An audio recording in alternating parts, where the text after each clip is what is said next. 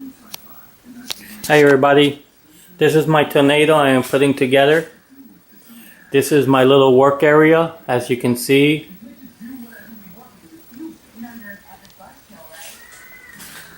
That's another little Top Gun I'm putting together that has a P-70 in it from JetCat. And these are airplanes all over the place and stuff. Some are assembled, some are being assembled. A reactor. Okay, let's get back to my tornado. I've already installed my retracts. They're in already. I have my rods already set. I've installed high-tech servos all the way around. As you can see, we can look inside here. And I've installed already, which I think it's come out pretty good. I put over here, this is my valve for my retracts. These are my 2 solenoids. This is my fuel pump. Back here is where the fuel tank goes.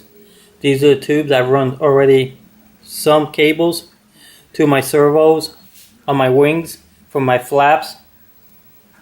I also got some lines already running to the back.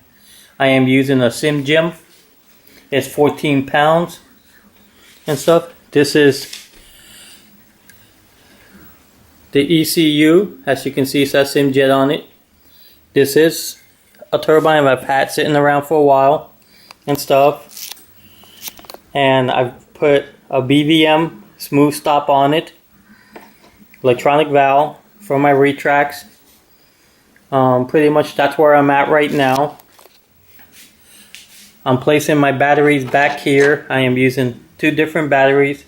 One for my ECU. And I'm using a Life 6.6 for my servos, 3200 millimeter. So that's where we're at right now. There's my boom over here in the back. I've already installed my servos and stuff. As you can see, these are all high-tech servos.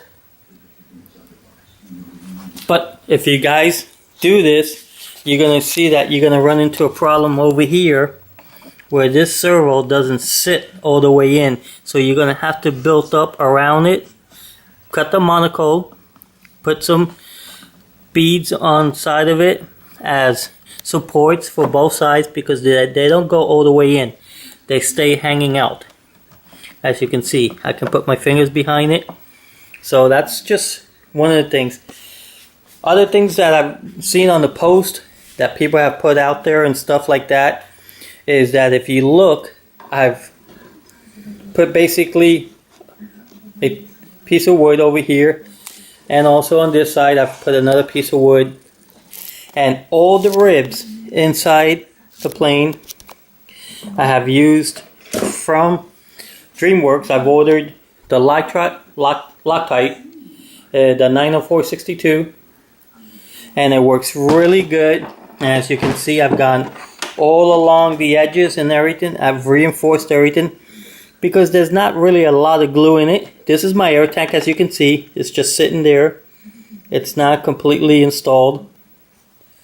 I have my lines running. They haven't been installed. I have part 2. As you can see, I'm going to show you.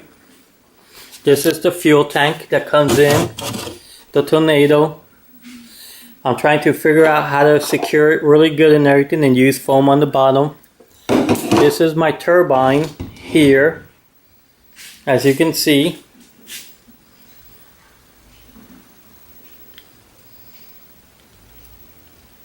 It's come back already from SimJet. I had it completely bench tested and everything.